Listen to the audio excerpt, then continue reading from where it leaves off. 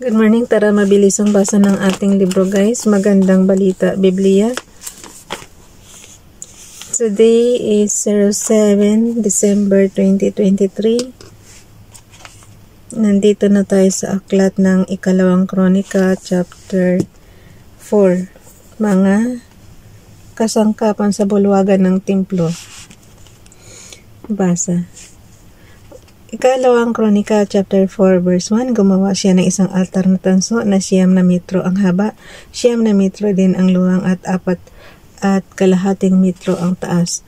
Verse 2, gumawa rin siya ng malaking ipunan ng tubig na yari sa tanso. Ito isang malaking kawa, 4.5 metro ang luwang ng labi, 2.5 metro naman ang lalim at 13.5 metro ang sukat pabilog.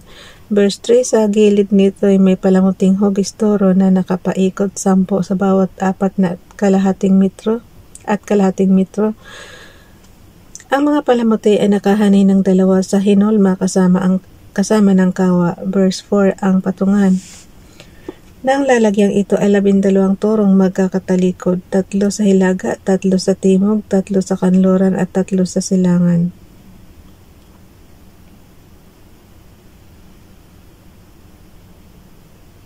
Imagine niyo na lang guys kung kaano kalaki yan. 'Di ba ang toro, yun yung mga kalabaw. Grabe, dami. Verse 5, 3 pulgada ang kapal ng kawa at ang labi nito'y hugis kopa parang bulaklak na liryo. Maaaring maglaman ito ng 3,000 balding tubig. Wow! Nakakakulot yung guys. 3,000 balding tubig. Verse 6, nagpagawa rin siya ng 10 palangganang hugasan, 5 sa gawing kanan at 5 sa kaliwa. Doon nililinis ang mga handog na susunugin at sa malaking kawa naman, naghugas ang mga pari. Verse 7, gumawa rin siya ng 10 ilawang ginto katulad ng ipinagawa ni Yahweh kay Moises. Ipinalagay naman niya ang mga ilawang ito sa dakong banal, 5 sa gawing kanan at 5 sa kaliwa. Verse 8, pagkatapos nagpagawa siya ng 10 hapag at ipinalagay rin sa dakong banal, 5 sa gawing kanan at 5 sa gawing kaliwa. Nagpagawa rin siya ng 100 mangkok na ginto. Verse 9, gumawa rin siya ng bulwagan ng mga pari at bulwagang malaki pati ng mga pinto nito. Ang mga pintong ito ay binalot niya ng tanso. Verse 10, inilagay niya ang malaking kawa sa gawing kanan sa dakong timog silangang sulok ng templo. Verse 11, gumawa rin si Horam ng mga lalagyan ng abo, mga pala at mga kalderong sahuran ng dugo. Tinapos nga ni Horam ang lahat ng ipinagawa sa kanya ni Haring Solomon para sa templo ng Diyos. Verse 12, ang 2 haliging tanso, ang hugis mangkok na nasa itaas ng mga haligi at ang 2 hanay ng palamuti na parang lambat na nakapaligid dito. Verse 13, ang 400 granadang tanso na 2 hanay ang pagkakakabit sa palamuting hugis mangkok sa itaas ng mga haligi. Verse 14, ang 10 palanggana at ang 10 patungan ng mga ito. Verse 15, ang malaking kawang tanso at ang 12 reboltong toro na kinapapatungan nito. Verse 16, ang mga lalagyan ng abo, mga pala at mga pantusok at iba pang kasangkapan. Ang mga kasangkapang ito nayari lahat sa makinis na tanso ay ginawa ni Horam para sa templo ni Yahweh ayon sa utos ni Haring Solomon. Verse 17, ipinahulma ng hari ang lahat ng ito sa kapatagan ng Jordan, isa sa kapatagan ng Jordan sa pagitan ng Sukot at Zerida. Verse 18, sa dami ng mga kagamitang ito na ipinagawa ni Solomon, hindi na matiyak ang kabubuang timbang ng ginamit na tanso. Verse 19, ipinagawa rin ni Solomon ang mga kasangkapan sa loob ng templo ng Diyos, ang altar na ginto, ang mga mesa para sa tinapay na handog. Verse 20, ang mga ilawang lantay na ginto pati mga ilawang dapat sindihan sa harap ng dakong kabanal-banalan ayon sa kautusan Verse 21, ang mga palamuting bulaklak, ang mga ilawan, at ang mga sipit na pawang gintong lantay. Verse 22, ang mga pampatay ng ilaw, mga palanggan na mga lalagyan ng insenso at mga lalagyan ng baga ay pawang lantay na ginto. Pati ang mga pinto ng templo at ng dakong kabanal-banalan ay balot din ng ginto. Basahin pa ba natin yung chapter? Okay, basahin natin chapter 5 guys. Pabilisan lang. Ikalawang Kronika, chapter 5, verse 1, nang matapos na ang lahat na ipinagawa ni Solomon para sa templo, ipinasok niya sa kabangyaman ng templo ang lahat ng bagay na inilaan para dito ng kanyang amang si David, ginto, pilak, mga lalagyan at iba pang kagamitan. Dinala sa templo ang kaba ng tipan. Verse 2, pinulong ni Solomon sa Jerusalem ang matatandang pinuno ng Israel, ang lahat ng pinuno ng mga lipi at mga angkan upang kunin na mali na. Pakisundan ako ng basa guys. Ikalawang Kronika chapter 5 verse 2, pinulong ni Solomon sa Jerusalem ang matatandang pinuno ng Israel, ang lahat ng pinuno ng mga lipi at ng mga angkan upang kunin sa Zion, sa lungsod ni David, ang kaba ng tipan. Verse 3, kaya tagtipon-tipon ang kalalakihan ng Israel noong ikapitong buwan, pista ng mga tulda. Verse 4, pagdating ng pinuno ng Israel, binuhat ng mga Levita ang kaba ng tipan. Verse 5, at dinala sa templo, ipinasok din ng mga pari at ng mga Levita ang tol ng tipanan, pati ang mga banal na kagamitan ito sa loob ng templo. Verse 6, pagkatapos si Haring Solomon at ang buong pulungan ng Israel na nagkakatipon sa harap ng kaban ay naghandog ng mga baka at mga tupa na sa dami ay hindi na mabilang. Verse 7, at ipinasok ng mga pari ang kaban ng tipan sa dakong kabanal-banalan. Inilagay nila ito sa ilalim ng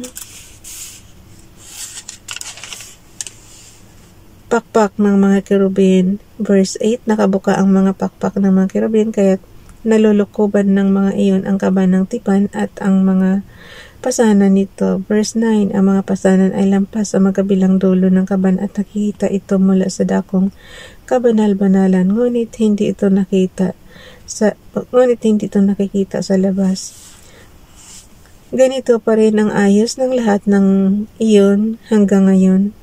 How I wish no, hanggang ngayon nandyan pa yan.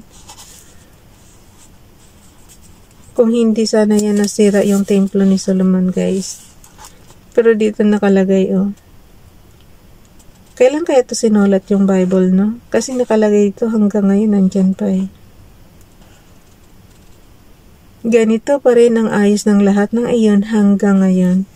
Pero guys, alam naman natin na nasira na nga yung ni Solomon, yung temple ni Solomon. Kaya hindi natin alam kung kailan ma-revise ulit itong Bible kasi nga hindi natin alam kung kailan ito sinulat. So, lahat tayo na mangangarap na makita tong temple ni Solomon guys kasi nga tingnan mo naman puro ginto tapos ang lawak, ang laki-laki. Okay, verse 10. Yung verse 9 ulitin nyo ha, kasi nakalagay kasi hanggang ngayon nandyan pa siya. Ang mga pasanan ay lampas sa magkabilang dulo ng kaban at nakikita ito mula sa dakong kabanal-banalan, ngunit hindi ito nakikita sa labas. Ganito pa rin ang ayos ng lahat ng iyon hanggang ngayon. So kung anong ayos daw ng temple na yun guys, hanggang ngayon nandyan pa. Pero hindi, siguro ito sinulat to, wala pa yung giyera. Wala pa yung World War I, World War II, wala pa yun siguro. Kailan ba nasira yung ni King Solomon? Kailan ba nasira yung temple? Okay, kayo na ng history ng Israel guys kung kailan. Verse 10, walang laman ang kaban kundi ang 2 tapyas ng batong inilagay roon ni Moises noong sila'y nasa Sinai. Oh. So, ibig sabihin, ang laman nung kaban ng tipan is yung ni Moises, yung 10 Commandments, guys. Tingnan mo, ha? Verse 10, walang laman ang kaban kundi ang 2 tapyas ng batong inilagay roon ni Moises noong sila'y nasa Sinai. So, ibig sabihin guys, yung 2 tablet na yun na yung naalala nyo, yung galing siya sa bundok ng Sinai is mayroon doon mga commandments na binigay sa kanya si Father God kay Moises. Verse 10, walang laman ang kaban kundi ang 2 tapyas ng batong inilagay roon ni Moises noong sila'y nasa Sinai. Ito ang mga tapyas na batong kinasusulatan ng kasunduang ginawa ni Yahweh sa bayang Israel noong umalis sila sa Ehipto. Ang kaluwalhatian ni Yahweh, 2 Kronika chapter 5 verse 11, ang lahat ng paring naroon kahit na iba't ibang pangkat ay naghanda ng kani-kanilang sarili sa paglilingkod at paglabas nila mula sa templo. Verse 12, nakatayo naman sa gawing silangan ng altar ang mga mang-aawit na Levita, sina Asaph, Heman at Jeduthun, kasama ang kanilang mga anak at mga kapatid. Nakadamit sila ng mamahaling lino at tumutugtog ng pumpyang, alpa at lira, kasali ng mga trompeta na hinihipa ng 120 pare. Ganong karami guys, grabe. Sa mga awit pa lang, sa mga pare pa lang, imagine niyo na kung gaano karami, diba? Tapos may mga bantay pa yan guys. Yung mga sa Kanluran, Hilaga dati, yung nabasa natin dati. Ang mga, verse 13, ang mga umiihip ng trompeta at ang mga mang-aawit ay sama-samang nagpupuri at nagpapasalamat kay Yahweh sa saliw ng mga trompeta, pumpyang at iba pang mga instrumento ay inaawit nila ang ganito. Purihin si Yahweh sa kanyang kabutihan, pag-ibig niya ito na laging tapat kailanman, at ang templo, ang tahanan ng Diyos ay napuno ng ulap. Verse 14, kaya't ang mga pare hindi nakatagal sa loob upang maglingkod, na puno ng kaluwalhatian ni Yahweh ang buong templo. Bukas na itong guys, chapter 6, pinaspasan ni Solomon ang buong Israel.